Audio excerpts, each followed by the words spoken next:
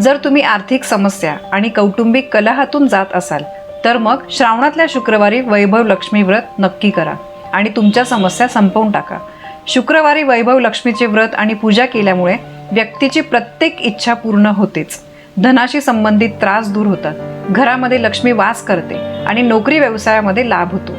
त्यामुळे श्रावणातल्या शुक्रवारी असे वैभव लक्ष्मी व्रताची पूजा मांडणी नक्की करा।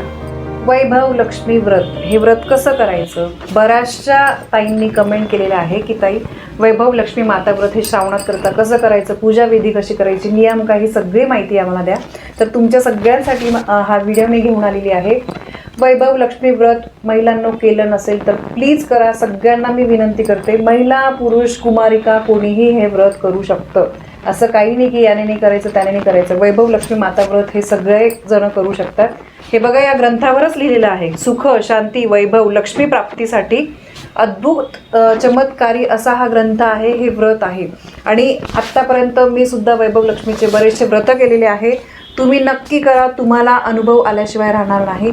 अगदी सोपं आहे, पूजा मांडणी पण खूप सोपी आहे, या सगळ्या वस्तू आपल्या घरामध्ये असतात।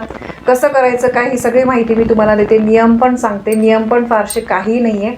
पण महिलांनो, हे व्रत जे आहे ते तुम्ही तुमच्या घरामध्ये करा। एकाने व्रत केलं बाकीच्यांनी पूजा केली तरी सुद्धा चालते। तुम्हाला काही अडचण असतील, आर्थिक अडचणी असतील, शारीरिक मानसिक किंवा तुमच्या घरामध्ये आर्थिक अडचणींसाठी तर हे व्रत जे आहे ते खूप फलदायी आहे। कर्ज आहे, पैसे अडकलेले आहे, पैशा बाबतीत कोणत्याही समस्या असतील तर हे व्रत जे आहे ते अतिशय फलदायी आहे। यासोबतच नोकरी समस्या, संतान प्राप्तीच्या समस्या, नवरा बायकोचे भांडण असं काही असेल तर महिलांनो हे व्रत करा, 100% तुम्हाला त्याचं फळ मिळेल। फक्त मनापासून करा, सांगितल्याप्रमाणे करा, सगळी माहिती मी तुम्हाला देते। तर आता बघा, मी तुम्हाला पूजा मांडणी जी आहे ती मी बऱ्यापैकी आधी केलेली आहे। तर काय काय आहे या पूजा मांडणीमध्ये हे मी तुम्हाला दाखवते। याआधी मी तुम्हाला याचे नियम काय आहे ते दाखवते। तर सगळ्यात पहिले तुम्हाला हा वैभव लक्ष्मी माता व्रत हा जो ग्रंथ आहे हे तुम्हाला आणायचा आहे। अगदी हे पुस्तक जे आहे 5 ते 10 रुपयांना मिळतं, याच्यामध्ये सगळी माहिती आहे। हे पुस्तक जर तुम्ही आणलं ना, तुम्हाला माझे व्हिडिओ बघण्याची सुद्धा गरज पडणार नाही की कसं करायचं व्रत, सगळं यामध्ये आहे। तर आता मी तुम्हाला पहिले नियम सांगते, कारण नियमांना जास्त महत्त्व आहे ना, आपल्या सगळ्यांना नियमांचं जास्त टेन्शन असतं। तर वैभव लक्ष्मी माता व्रत नियम। श्री वैभव लक्ष्मी मातेचे व्रत श्रद्धायुक्त अंतःकरणाने आणि प्रसन्नतेने करावे। ते करताना इतरांच्या कल्याणाची भावना ठेवावी। स्त्री पुरुष कोणीही हे व्रत करू शकतं। सुवासिनी स्त्रियांनी हे व्रत केले तर फारच चांगलं। घरात सुवासिनी नसेल तर इतर कोणत्याही स्त्रीने किंवा कुमारिकेने हे व्रत केलं तरी चालतं। हे व्रत करण्यासाठी शुक्रवारी सुरुवात करावी। आता उद्या श्रावणाचा शुक्रवार आहे, श्रावणातल्या शुक्रवारी केलेलं हे अधिक चांगलं असतं। तर तुम्ही 11 शुक्रवार किंवा 21 शुक्रवार हे व्रत करून मनाशी संकल्प करून ठरवावे। 21 पेक्षा जास्तही शुक्रवार तुम्ही करू शकतात। मग उद्यापन झाल्यावर पुन्हा संकल्प करून पुन्हा हे व्रत कंटिन्यू करता येतं।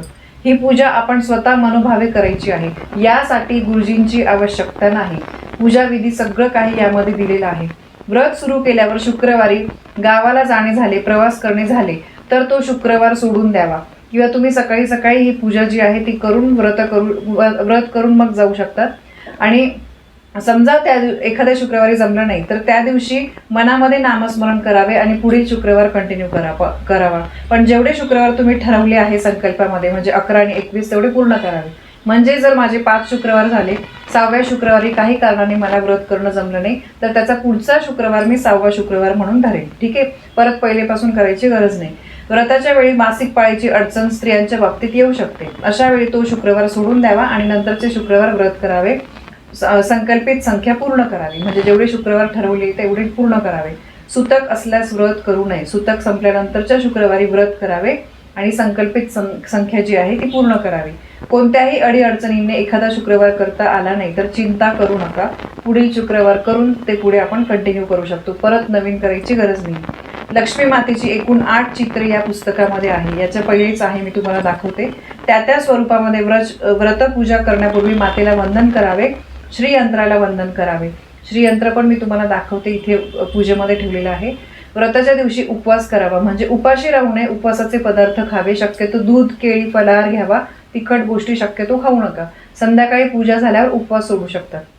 व्रतधारी व्यक्तीला वयामुळे, आजारपणामुळे, कोणत्याही कारणामुळे उपवास करणं जमत नसेल तर उपवास केला नाही तरी चालेल, फक्त पूजा करू शकतात, सेवा करू शकतात, ते मनोभावे करा। व्रत शास्त्रशुद्ध रीतीने करावे. ठराविक संख्या पूर्ण झाल्यावर उद्यापन करावे. घरामध्ये सोन्याचे किंवा चांदीचे दागिने नसतील तर रुपयाच्या स्वरूपामध्ये या कलशाच्या वाटीमध्ये तुम्हाला कॉईन जो आहे तो तुम्ही 1 रुपया वगैरे ठेवू शकता. ठीक आहे. यामध्ये तुम्ही तुमचे दागिने सुद्धा ठेवू शकतात. दागिने नाही तर पूजा करू शकत नाही असं नाहीये. 1 रुपया ठेवून तुम्ही ही पूजा करू शकता. उद्यापनाच्या वेळी 5 किंवा 7 कुमारिकांना बोलून या कथेमध्ये याच्यामध्ये कथा वाचायची असते. त्यामध्ये सांगितल्याप्रमाणे त्यांना लक्ष्मीरूप मान देऊन त्यांचा मानसन्मान करायचा, सत्कार करायचा, त्यांना खाऊ पिऊ घालायचं. 7, 11, 21, 51, 101 यापैकी एका संख्येची पूजा व्रताची ही पुस्तके द्यावीत. म्हणजे हे जे पूजा व्रत आहे, काही तुम्ही इतर पण देऊ शकतात वस्तू, त्यासोबत हे पुस्तक, हा जो ग्रंथ आहे हा द्यायचाच आहे. ठीक आहे. आणि बाकी व्रताच्या दिवशी शक्य तितके कमी बोलावे, मनात नामस्मरण करावे, मनामध्ये शुद्धता ठेवावी, सगळ्या गोष्टी मनोभावे कराव्या. तर हे फक्त व्रताचे नियम आहे. आता मी तुम्हाला सांगते की पूजेचे साहित्य यासाठी काय काय लागणार आहे. बघा, तांब्याने भरलेला कलश, त्याच्यानंतर श्रीयंत्र असेल तर श्रीयंत्र किंवा श्रीयंत्राचं चित्र. ठीक आहे. तांब्याचं श्रीयंत्र असेल तर तेही चालेल. शंख, त्याच्यानंतर घंटा, नंतर समई किंवा दिवा, निरांजन, तुम्ही तेल तुपाचा लावू शकतात, शक्यतो तुपाचा लावायचा. पाण्याने भरलेला दुसरा तांब्या, ताम्हण, त्याच्यानंतर पळी, वाटी, अक्षता, बेलपान, तुळशीपत्र, फुलं, दुर्वा, अगरबत्ती, विड्याचे पानं, 2 सुपाऱ्या, त्याच्यानंतर पंचामृत, शमी वगैरे या गोष्टी तुम्हाला मिळाल्या तर नक्की आणायच्या आहे. त्यानंतर गोड नैवेद्य. तर या गोष्टी आपल्याला लागणार आहे. आता पूजा कशी करायची ते मी तुम्हाला दाखवते. तर आता इथे बघा, वैभव लक्ष्मीचा हे जे पुस्तक आहे हे तुम्ही इथे ठेवलं तरी सुद्धा चालेल. माझ्याकडे माता लक्ष्मी, भगवान विष्णूंचा हा फोटो आहे, तो मी या जागे ठेवलेला आहे. आता आपल्याला काय करायचं आहे, तुमचं तोंड पूर्वेकडे करून, म्हणजे तुमचं तोंड पूर्वेकडे येईल पूजा करताना, तसं तुम्हाला पाठ ठेवायचं आहे. फक्त घराच्या दक्षिण बाजूला ठेवू नका पाठ. ठीक आहे. आणि खाली बसताना तुम्हाला आसन किंवा चटई घ्यायची आहे. पाठ स्वच्छ पुसून त्याच्यावर तुम्हाला एक वस्त्र अंथरायचं आहे आणि त्याच्यावर तुम्हाला मधोमध, आता हे बघा इथे हळदी कुंकवाने, हळद आणि कुंकू जे आहे तर त्याच्याने आपल्याला खालून वरच्या दिशेने किंवा अष्टगंधाने 5 रेषा ओढलेला असा जो तांब्या आहे, हा तांब्या तुम्हाला ठेवायचा आहे. 5ही दिशांना हळद आणि कुंकूने खालून वरच्या दिशेने तुम्हाला रेषा ओढायच्या आहे.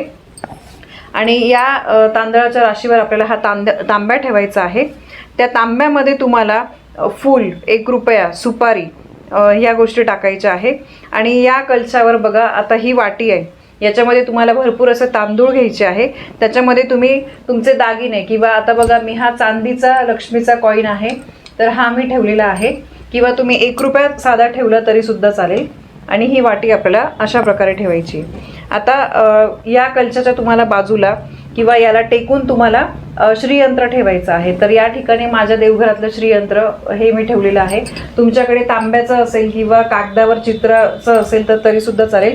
त्या श्रीयंत्रावर मी कमळगट्ट्याची माळ ठेवलेली आहे. आता याच्यानंतर कलशाच्या डाव्या बाजूला तुम्हाला घंटा ठेवायची आहे, उजव्या बाजूला तुम्हाला शंख ठेवायचा आहे. मी सेल्फी कॅमेरामध्ये शूट करते, तुम्हाला उलटं दिसू शकतं, पण मी बरोबर तसंच ठेवलेलं आहे. कलशाच्या डाव्या बाजूला घंटा, उजव्या बाजूला शंख. आणि त्यानंतर पाटाच्या किंवा चौरंगाच्या उजव्या बाजूला तुम्हाला थोडंसं तांदूळ ठेवून त्यावर गणपती स्वरूप एक सुपारी ठेवायची आहे. आणि सुपारीच्या डाव्या बाजूला तुम्हाला 2 देठाची ही विड्याची पानं घेऊन याच्यावर नाणे, त्याच्यानंतर सुपारी, खारीक, बदाम, हळकुंड हे आपल्याला हा विडा ठेवायचा, याला विडा म्हणतात. याच्यानंतर आता बघा, पंचामृत आपल्याला लागणार आहे. आता मी बघा इथे हे हत्ती ठेवलेले आहे, गजलक्ष्मी आपण त्याला म्हणतो. हे नारळ जे आहे तर ते पण मी ठेवलेलं आहे. आता अशी पूजा मांडणी. या व्यतिरिक्त मी बघा या ठिकाणी माता लक्ष्मीची माझ्याकडे जी मूर्ती आहे तर ही मूर्ती पण मी इथे ठेवलेली आहे. खाली थोडेसे अक्षता टाकायच्या आहे आणि त्याच्यावर आपल्याला ही मूर्ती ठेवायची आहे. ठीक आहे. म्हणजे माता लक्ष्मी स्वरूप ज्या ज्या गोष्टी माता लक्ष्मीला प्रिय आहेत, इथे मी कवड्या ठेवलेल्या आहेत. त्याच्यानंतर हे गजलक्ष्मी, हत्ती. माता लक्ष्मी स्वरूप ज्या ज्या आवडीच्या गोष्टी तुमच्या देवघरात असतील तर त्या तुम्ही या पूजेमध्ये ठेवू शकता. पण मी जेवढ्या गोष्टी आधी सांगितल्या त्यातल्या बघा, हे जे आहे हे महत्त्वाचं आहे. नारळ, त्याच्यानंतर श्रीयंत्र, माता लक्ष्मीचा फोटो तुम्ही जे ग्रंथावर आहे तो पण ठेवू शकता. आणि त्यानंतर गणपती बाप्पांची सुपारी आणि विडा, या गोष्टी अतिशय महत्त्वाच्या आहेत. आता पूजेला आपण सुरुवात करायची. तर पूजेला बघा, सगळ्यात पहिले हातपाय धुवून आपल्याला बसायचं आहे. पुरुष करणार असतील तर त्यांनी शक्यतो सोळं नेसावं आणि स्त्रियांनी साडी, तर कपाळी आपल्याला हळद कुंकू अक्षता लावायची आहे, गंध लावायचा आहे, पुरुषांनी गंध लावायचा आहे.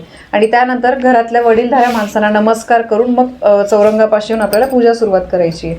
आता पूजा सुरुवात करताना बघा, या ग्रंथामध्ये पहिल्या पानावर जो तुम्ही बघितलं, आता इथे दिलेलं आहे, हे धन लक्ष्मी माते, तुने जशी शिलेची मनोकामना पूर्ण केली तशीच मनोकामना आम्हा सर्वांची पूर्ण कर, सर्वांचे कल्याण कर. तर असा आपल्याला संकल्प करायचा आहे. ठीक आहे, हात जोडून प्रार्थना करायची आहे. आणि त्यानंतर इथे अष्टलक्ष्मी दिलेले आहे बघा, श्री धनलक्ष्मी माता, हे श्री धनलक्ष्मी माते, तू योगिनीची मनोकामना जशी पूर्ण केलीस तशी आमची सर्वांची मनोकामना पूर्ण कर, सर्वांचे कल्याण कर. श्री गजलक्ष्मी माता, परत इथे प्रार्थना आहे. त्याच्यानंतर श्री अधिलक्ष्मी माता, विजयालक्ष्मी माता, ऐश्वर्यलक्ष्मी माता, वीरलक्ष्मी माता, यानंतर धान्यलक्ष्मी माता, संतानलक्ष्मी माता, या अष्टलक्ष्मी आहे, यांचं आपल्याला त्यानंतर पूजन करायचं. सगळ्यांना, या सगळ्या लक्ष्मींना आपल्याला हे समोर असं छान व्यवस्थित हा ग्रंथ ठेवायचा आहे. या देवींच्या तुम्हाला कपाळी हळद कुंकू जे आहे तर ते लावायचं आहे, अक्षता लावायच्या आहे, प्रत्येकीचं आपल्याला पूजन करायचं आहे, फूल अर्पण करायचं आहे. ठीक आहे. त्यानंतर हातामध्ये पळीभर पाणी घेऊन आपल्याला आचमन म्हणजे ते पाणी जे आहे संकल्प करून पहिले तामनात सोडायचं आहे आणि त्याच्यानंतर पळीभर पाणी आपल्याला प्यायचं आहे. आता त्यानंतर आपल्याला हा जो विडा आहे याच्यावर आपल्याला पळीभर पाणी सोडायचं आहे. ठीक आहे. आता हे झाल्यानंतर शंख आणि घंटा जे आहे त्याचं आपल्याला पूजन करायचं आहे. शंखामध्ये थोडंसं पाणी टाका आणि त्यानंतर शंख आणि घंटा या दोघांना आपल्याला हळद कुंकू अक्षता अर्पण करायचं आहे. त्याला आपण फूल अर्पण करूया.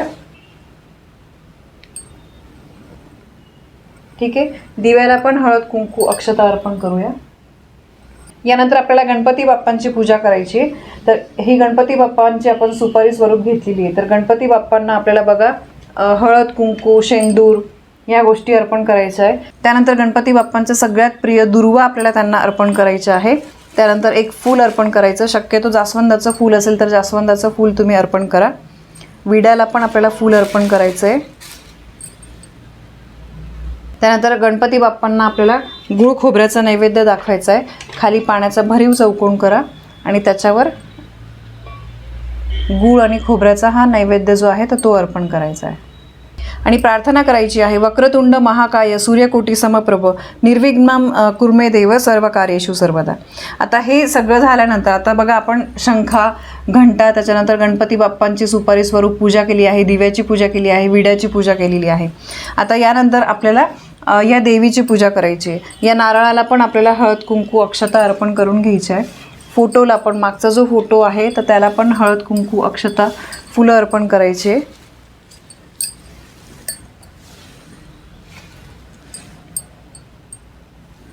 आता या वाटीमध्ये जी लक्ष्मी माता आहे तर त्याला आपल्याला हळद कुंकू अर्पण करायचे, हळद कुंकू अक्षता.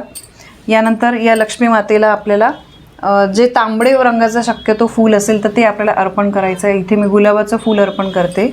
आणि त्यानंतर आपल्याला हात जोडून नमस्कार करायचा आहे. माता लक्ष्मीला आपल्याला दिव्याने अगरबत्तीने ओवाळायचं आहे. आणि यानंतर लक्ष्मी स्तवन श्लोक म्हणायचा आहे. आणि हे करून झाल्यानंतर आपल्याला लक्ष्मी मातेला नैवेद्य अर्पण करायचं आहे. तर नैवेद्यामध्ये बघा तुम्ही पंचामृत, फळे, खीर हे सुद्धा दाखवू शकतात. तर आता इथे मी पंचामृत आणि फळाचा नैवेद्य अर्पण करते. इथे बघा पाण्याचा भरीव चौकोन करायचा आहे, त्यावर मी ही पंचामृताची वाटी ठेवते. त्याच्यानंतर केळी नैवेद्य म्हणून मी अर्पण करते. तुम्ही जे पण फळ तुम्हाला शक्य असेल तर ते तुम्हाला अर्पण करायचं आहे. फळांचा देठ जो आहे तो देवीकडे ठेवायचा आहे आणि त्यानंतर नमस्कार करायचा आहे मनोभावे. आणि हे झाल्यानंतर तुम्हाला बघा इथून नैवेद्य अर्पण करून झाल्यानंतर तुम्हाला लक्ष्मी मातेचे ध्यान आणि इच्छा पूर्ण होण्याकरता हा जो श्लोक आहे हा संपूर्ण म्हणायचा आहे. आणि लक्ष्मी गायत्री मंत्र ओम महालक्ष्मीचे विद्महे विष्णू पत्नीचे धीमहि तन्नो लक्ष्मी प्रचोदयात, हे झाल्यानंतर प्रार्थना आहे. आणि मग महालक्ष्मी अष्टक म्हणायचं आहे. महालक्ष्मी अष्टक म्हटल्यानंतर देवीची आरती आहे. आरती झाल्यानंतर इथे व्रतकथा सुरू होते. म्हणजे हे जे ग्रंथ आहे, हा जो पुस्तक आहे हे संपूर्ण पहिल्या पानापासून तुम्हाला शेवटच्या पानापर्यंत संपूर्ण वाचायचं आहे. आणि वाचून झाल्यानंतर बघा अगदी शेवटच्या पानापर्यंत इथे काही अनुभव पण आहे तर ते पण तुम्ही तुमच्या माहितीसाठी वाचू शकता. हे व्रतकथेमध्येच येतात, ते पण आपल्याला वाचायचे आहे. असं हे वैभव लक्ष्मी मातेचं व्रतपुस्तक जे आहे ते अतिशय महत्त्वाचं आहे. हे पुस्तक जर तुमच्याकडे असेल ना, यामध्ये सगळी काही माहिती तुम्हाला दिलेली आहे. सगळं तुम्हाला अगदी घरच्या घरी करता येईल. आणि इथे पाटाभोवती आपल्याला छान अशी रांगोळी पण काढायची आहे. रांगोळी ही काढायचीच असते. कुठल्या पण पूजेला आपल्याला रांगोळी अतिशय महत्त्वाची आहे. तर रांगोळी पण काढा.